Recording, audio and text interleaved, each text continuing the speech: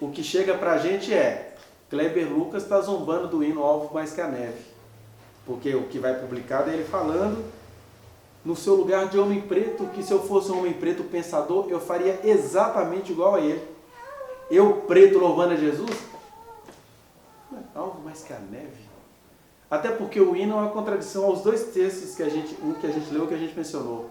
Porque o primeiro texto vai dizer que os nossos pecados, vermelhos como escarlata, ou seja, Deus estava zombando do sacrifício de Israel, Deus estava rindo de uma tradição na boca do profeta. Isso foi tão verdadeiro que o profeta morreu cerrado pelo meio, por esses cantores que estão com ódio de Kleber Lucas. O profeta morreu cerrado pelo meio, porque esse cara está dizendo que o sacrifício que Deus ensinou a gente a fazer, que faz esse sangue correr vermelho como escarlata, vai se tornar branco como a lã? Que a contradição no original era essa. Ele está dizendo que os nossos pecados é que iriam se tornar purificados. E o hino, mesmo usando uma figura de linguagem, ele vem de um europeu e fala o seguinte: mais alvo que a neve serei. Porque o texto bíblico fala que os nossos pecados é que vão se tornar mais alvo que a neve. E a tradição e o hino cristão vão dizer que nós é que vamos nos tornar mais alvo que a neve. E aí vem o preto do século XXI, pensador, e ele estranha isso. Ele estranha isso no mesmo espírito de Jesus, que estranhou tradições judaicas. Porque Jesus estranhou tradições judaicas. O que Jesus estranhou? Ouvistes que foi dito aos antigos, tradição. Olho por olho, dente por dente. E era uma tradição justa. Porque a gente mal desse texto, olho por olho, dente por dente, né? Mas o olho por olho, dente por dente, perto do código, é um antecessor, é o código italiano, o código italiano que vai dizer o seguinte: olha, tá te devendo? Você vai pegar os 5 filhos dele e vai fazer de escravo. Se for menina, vai virar prostituta. Aí o italiano fala assim: não, gente, que é isso? O que o cara fez com você? Ele arrancou o seu olho? Então ele vai ter o olho arrancado, só isso. Quebrou 2 dentes seu, vai ter 2 dentes arrancados. Quebrou um braço seu, vai ter um braço arrancado. Que era muito melhor do que você escravizar a 10ª geração da pessoa. Então era uma boa tradição. Aí Jesus chega e fala assim: ouviste que foi dito aos antigos, olho por olho, dente por dente. Eu, porém, vos digo: amai o vosso inimigo e orai pelos que vos perseguem. Quer dizer, não tem essa história de pagar na mesma medida, não. Vocês já evoluíram. E aí o pessoal falava assim: que isso? Dura esse discurso, né? Jesus estranhou uma tradição judaica. Ele falou: ouvistes que foi dito aos antigos, não adulterarás. E eles estranharam porque que Jesus está querendo o que agora? Que a gente vai adulterar. Agora o certo vira errado, errado vira certo. Que é o que esse pessoal fala. A inversão de valores é o que parecia que Jesus estava dizendo.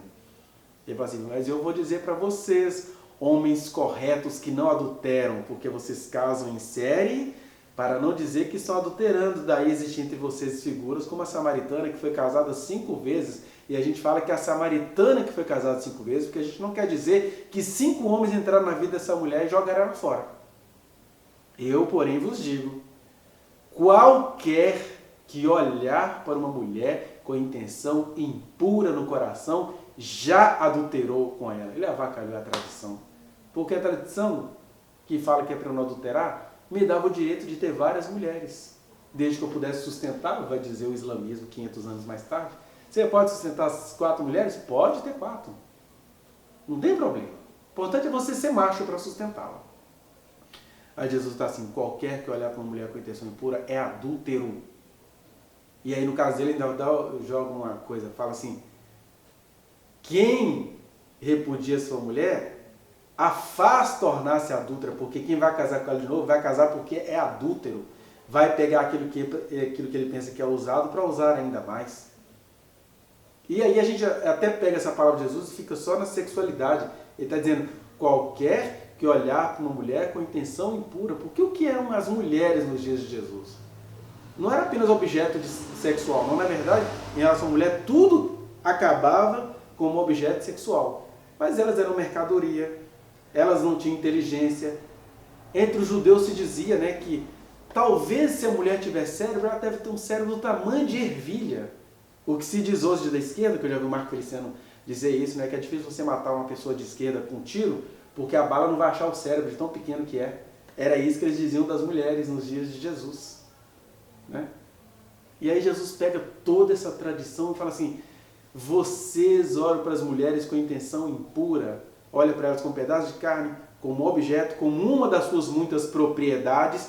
Ué, mas o Velho Testamento fala que eu não desejando a casa do meu próximo, posso ter quantas mulheres eu quiser, desde que sejam minhas. Eram os cantores falando mal do Kleber Lucas Jesus de Nazaré.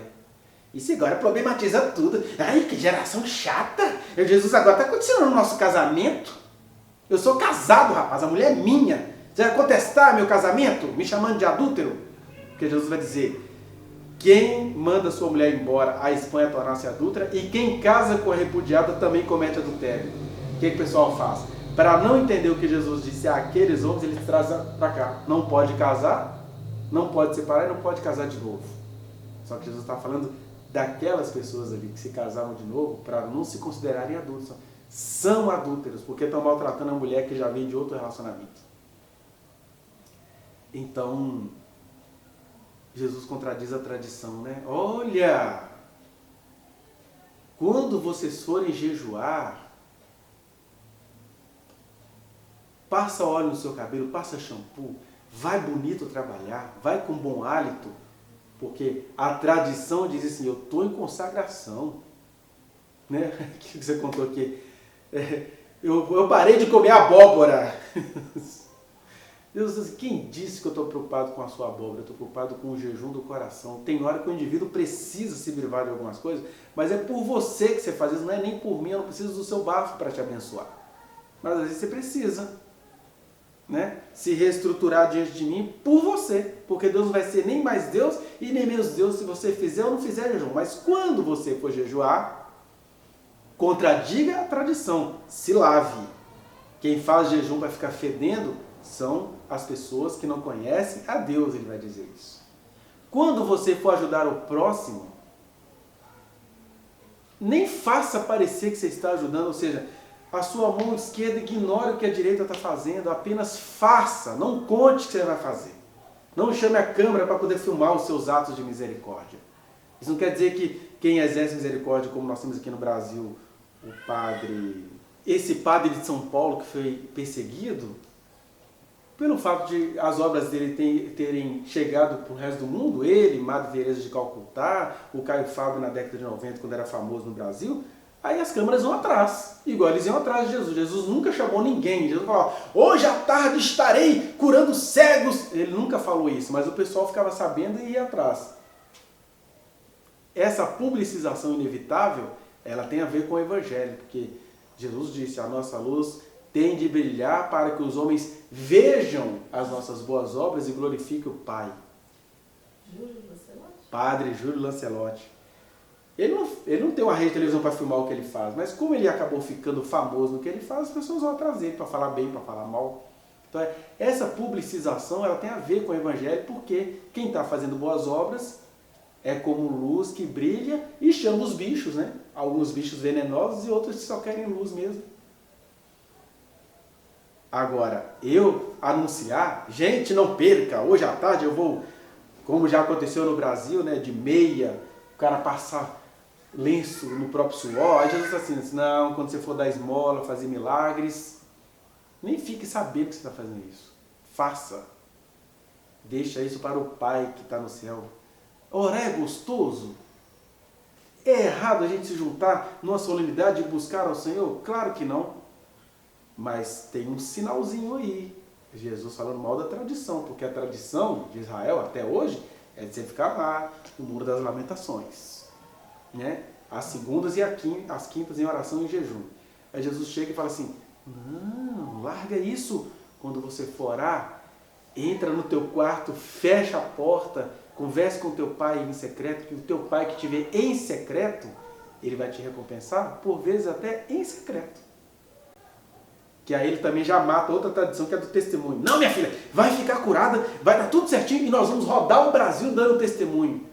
Jesus assim, meu Deus, Deus é tão acostumado em fazer milagre que ele quer te recompensar em secreto. Porque luz que brilha, ela não faz barulho, ela só brilha. Aí você imagina Jesus se compadecendo daqueles que não têm voz. E ele fez isso, né? Quando ele nasce, Deus prepara uma miríade de anjos cantando Hosana nas alturas, né? Glória a Deus nas alturas, paz na terra aos homens de boa vontade. Aí vai cantar aquele monte de anjo para quem? Para os garis, para homem fedendo a bosta de ovelha, a homem com cara de vômito de vaca. Aí Jesus faz um coro para essas pessoas. Vê se Jesus foi lá em Herodes fazer coro para Herodes. Jamais. Né? Jesus aparece para velho. Você acredita em visão de velho? Velho sonha demais, velho vê besteira demais. Aí Jesus aparece pro velho, pé na cova, pro Ananias, ai, posso morrer em paz, porque agora eu vi a salvação de Israel. Jesus não apareceu para Herodes, não apareceu para os 70 sábios do templo, porque Jesus foi a encarnação da quebra do tradicionalismo. Tradições ele tinha, ele frequentava o templo, ele tinha um jeito de sentar, ele lia o texto e entregava para o assistente, era o que ele tinha ali. Mas também quando precisou, comiam com a mão suja, porque não tinham tempo e nem lugar para se lavar. Né? Aí nessas horas acontece o milagre da bactéria ser abençoada, porque eles não tinham tempo para se lavar. Jesus não tinha tempo nem para se alimentar. O alimento era uma tradição aos judeus, né? Eles tinham horário para fazer a refeição. Jesus estava trabalhando tanto que ele não tinha tempo de cumprir a tradição. Mas aí era problematização demais, Jesus. Ou seja, por que eu estou dizendo isso? Porque a gente não viu a entrevista do Kleber Lucas, mas quando você vê a entrevista, primeiro, ele está entrevistando uma figura nacional relevante ateia, que é o que o Caetano Veloso é. Segundo, a gente não vive dizendo que Deus fala a linguagem que cada um consegue entender, pois ele estava dando uma entrevista para um ícone nacional, Caetano Veloso, que, em sendo ateu, crê muito mais em Deus do que a maioria desses cantores que estão indignados com a quebra de uma tradição, a famosa tradição dos anciãos. Aí o Kleber Lucas pega uma questão que o evangelho vai entrar naquele ateu. Ele fala para ele que tem um hino, que os hinos são contextualizados, são hinos de pessoas europeias, que eles nem fizeram isso por maldade, não. A questão não é essa, a questão é que a gente absorve isso. Por exemplo, não só isso, você poderia pensar assim, por que até o preto no Brasil não sonha com anjo preto? Por que anjo tem que ser loirinho com cabelo encaracolado? É uma problematização que a nossa cultura precisa e que o evangelho, para alcançar as pessoas que são historicamente oprimidas, precisa ouvir. Você não precisa deixar de cantar música nenhuma. O Kleber Lucas não pediu ninguém para deixar de cantar essa música, ele estava falando com um interlocutor ali em público, anunciando o evangelho. Cassiane algum dia anunciou o evangelho para Caetano Veloso? Cassiane algum dia, Cassiane, quem mais? Eixla, teve alguma entrevista com Caetano Veloso que fosse para anunciar o evangelho? Então, é quando Jesus olha para isso e fala assim, raça de víbora, façam tudo o que eles disserem, mas não sigais nas suas práticas. Por quê? São pessoas boas, cantam músicas boas, os nossos pecados vão ficar alvos mais que a neve, mas eles vão ficar furiosos quando um preto estanhar que ele tem que cantar que ele é que vai ficar mais alvo do que a neve. De maneira que um preto purificado tinha que ser tão limpo quanto negão. Ouro preto diante de Deus. Ouro preto refinado diante de Deus. Essa deveria ser a mensagem do evangelho que contempla Kleber Lucas, cantores enfurecidos, e Caetano Velosos ateus. Né? Então ele não estava ali falando mal do evangelho, ele estava falando mal de uma tradição. Eu me lembro quando eu ainda era criança, acho que meu pai nem lembra disso, mas vá no link que está aqui na descrição e acesse a reflexão na íntegra. Não se esqueça de dar o like nesse trechinho de vídeo, compartilhá-lo e se inscrever neste canal, apertar o sininho para você receber as notificações. Muito obrigado.